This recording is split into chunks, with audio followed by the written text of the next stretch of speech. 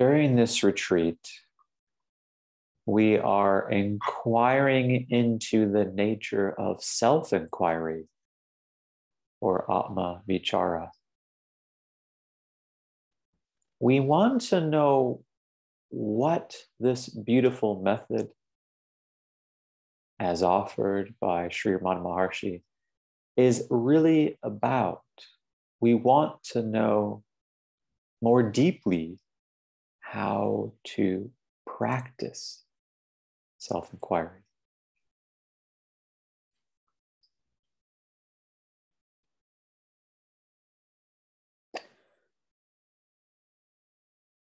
The following claim must be true. The question, who am I, cannot, in the end, go unanswered.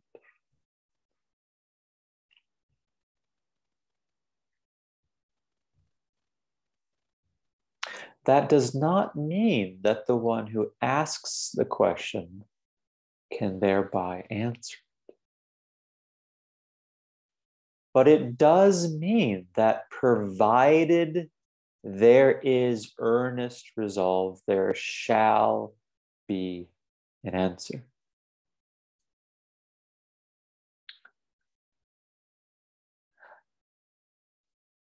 We have discovered so far that you and I are positioned in no man's land. Like Socrates, we have knowledge of our ignorance. Our ignorance, that is, of who we are. We know that we do not know ourself.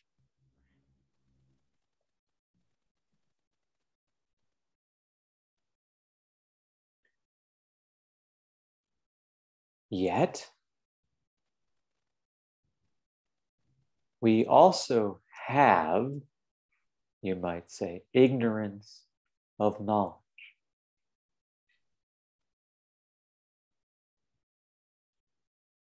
We are not knowingly, fully self-realized.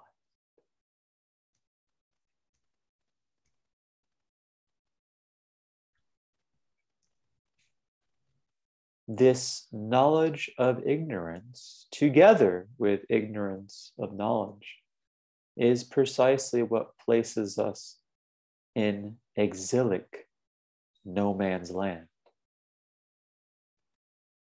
Neither this one nor that one. And really no place to stand and remain. It is thus that we inquire, so as to come to knowledge of our very being.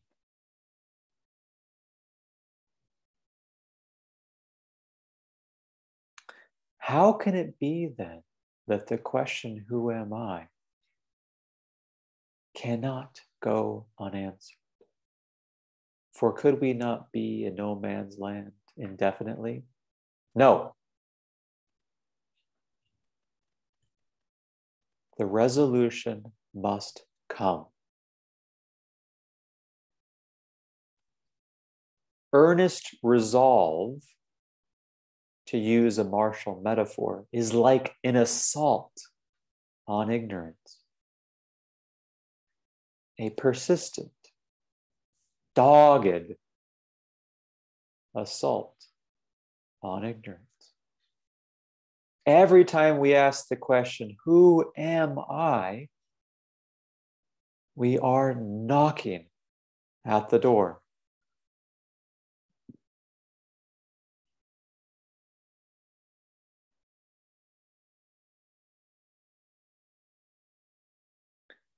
It does not matter whether on a particular occasion, who am I is said faintly and only provides a momentary cessation from the stream of thoughts. For the earnest resolve is what carries the day.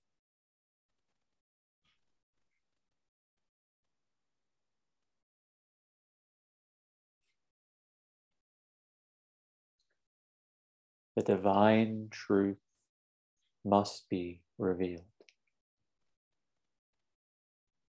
The divine truth, meaning I know myself by being myself.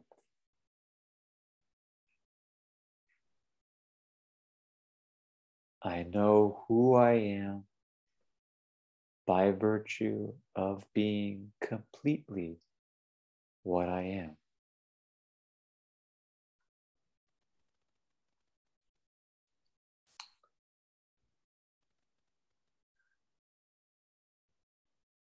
We do well to ask then, how is it that this earnest resolve comes to great fruition? One answer can be found in a question put to Ramana Maharshi near the end of his life. A visitor comes to him, as happened quite frequently, and asked a marvelous question.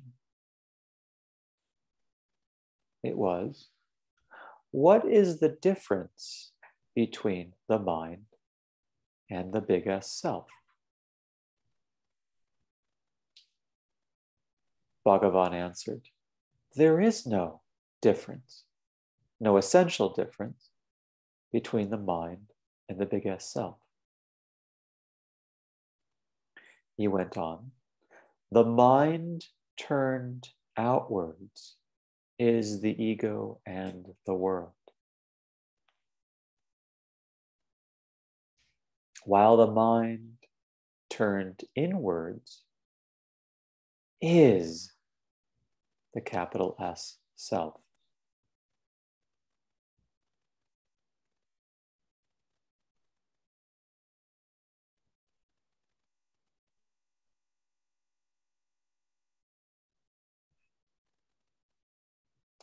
The practice of self-inquiry, then, is the practice of dehabituating the mind from going outward, while also reorienting the mind toward the inward turn.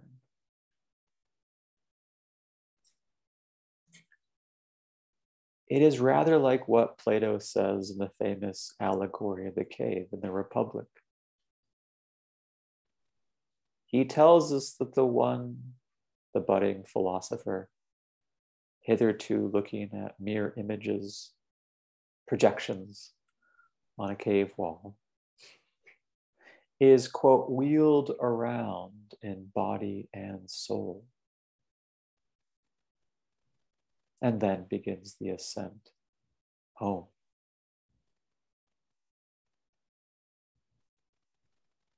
So too, every serious practitioner of self-inquiry must wheel everything he or she has around.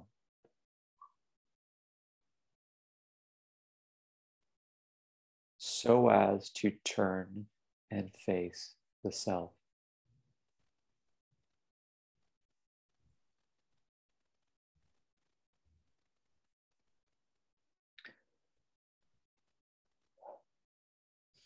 The trouble becomes immediately clear. We've already begun discussing self-inquiry in terms of the starting point, namely the many thoughts, giving way to the one thought, that being, who am I? And this is called one-pointed concentration. We have also said in the last talk that who am I is not a mantra. And in this sense, it is not a mere repetition of the question, who am I? Remember that we really do want to know our very being. Remind yourself now that you can't live forever in no man's land. A resolution must come forth. Earnest resolve will win the day.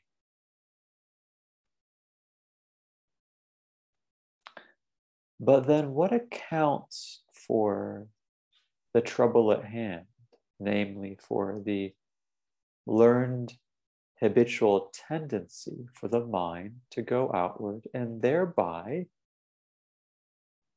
in the mode of ignorance, to manifest as ego and world, to manifest, that is, as duality, as an apparently quite real, quite substantial reality.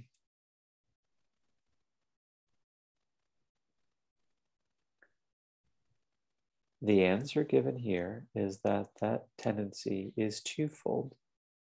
And I think of them as two sides of the same coin. Samskaras refer to false identities, to what we take ourselves and feel ourselves to be, but are not, as well as to vasanas, these propulsive forces that carry us outward.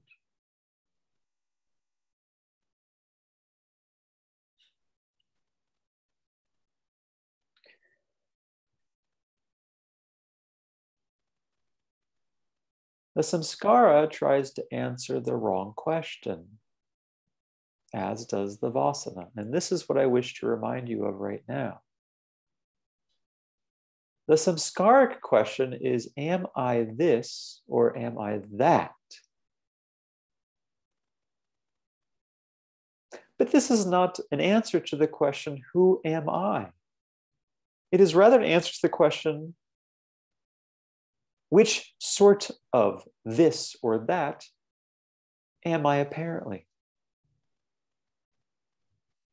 Every time you think I am the knower, or I am the doer, or I am the body,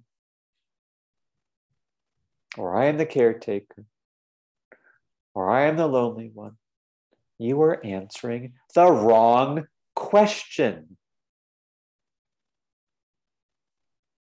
It is not, and it cannot be an answer to the question, who am I? It is already, that is to say, too far removed, and thus null and void.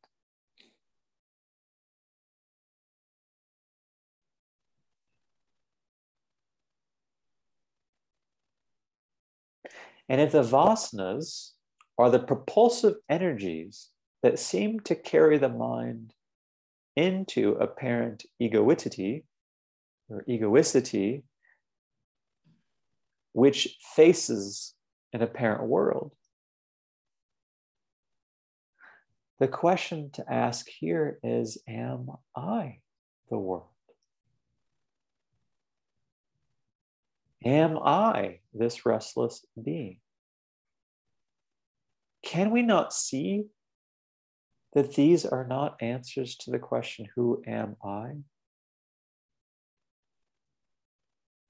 For instance, to be indulged in thoughts about planning is to be answering the wrong question, namely, am I the planner?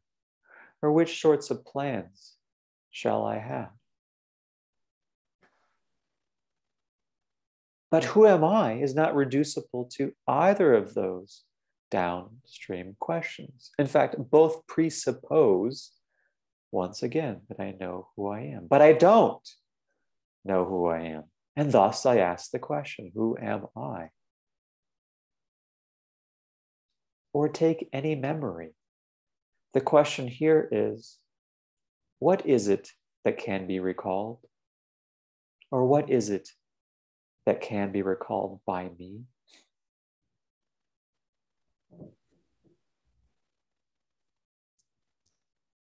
Notice that what is it that can be recalled by me is not identical with who am I? Whatever can be recalled, therefore, cannot be an answer to the question, who am I?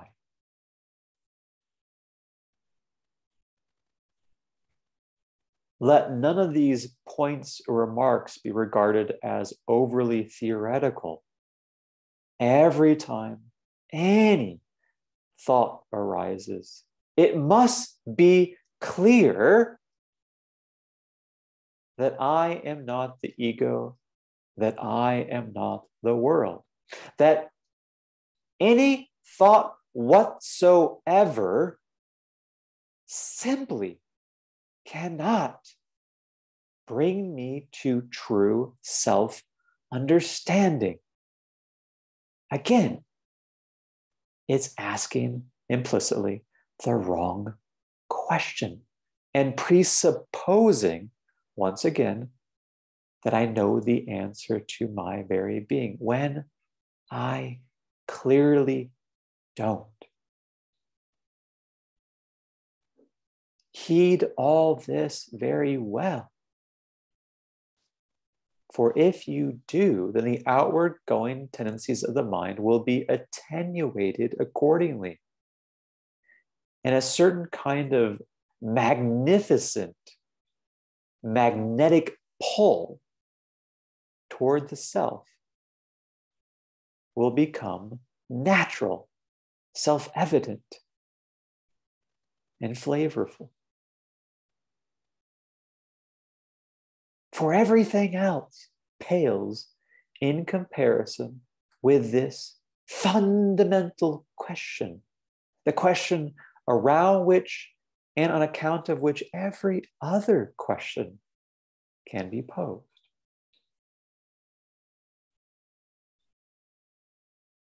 This is the host question, though, and the rest are mere parasites.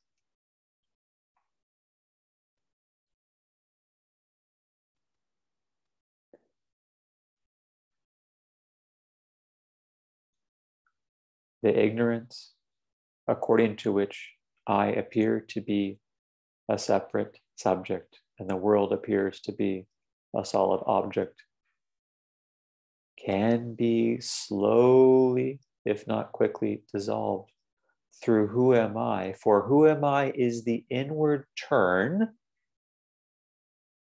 that places me, the mind here, in the context of the self. I ask, who am I? I, as it were, turn around or wheel around.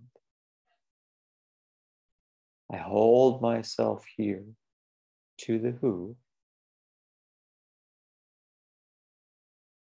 I come to one-pointedness.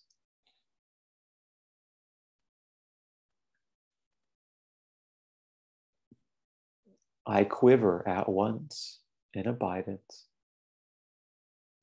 and in irresolution.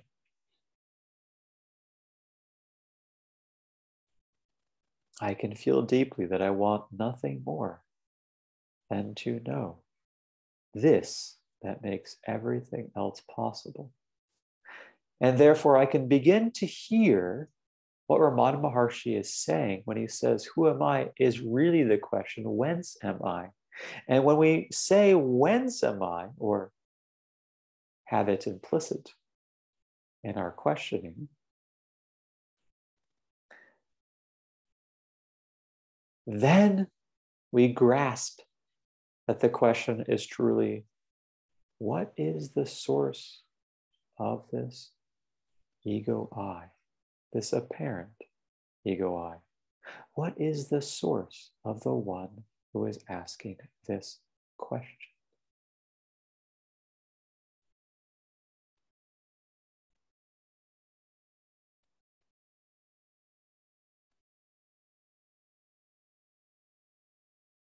it must achingly be understood that the one who asks, who am I? That is, what is the source of the one asking this question? Cannot answer the question. But we have already said the question, who am I, cannot go unanswered. The crux is this. The answer to the question, who am I, is being the answer itself.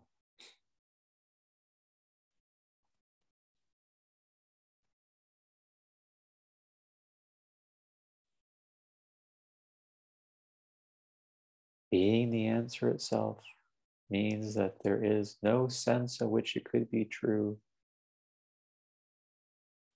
that the answer could be an out in front object of knowledge. I need to stop all that. I need to stop searching, pointing the attention at a sensation or a perception or a mental representation or an idea or indeed an assumption.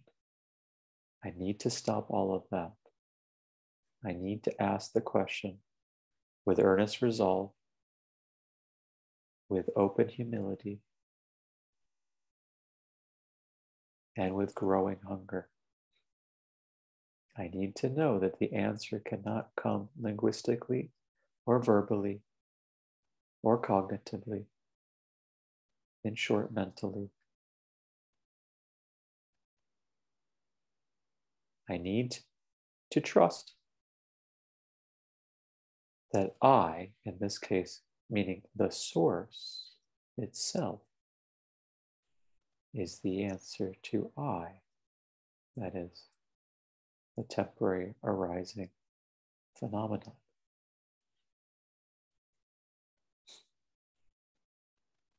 The true I, the I, the I am that I am, is the source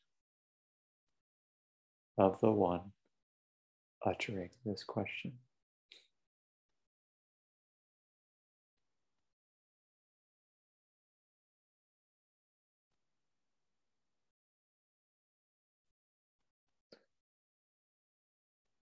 The resolution to who am I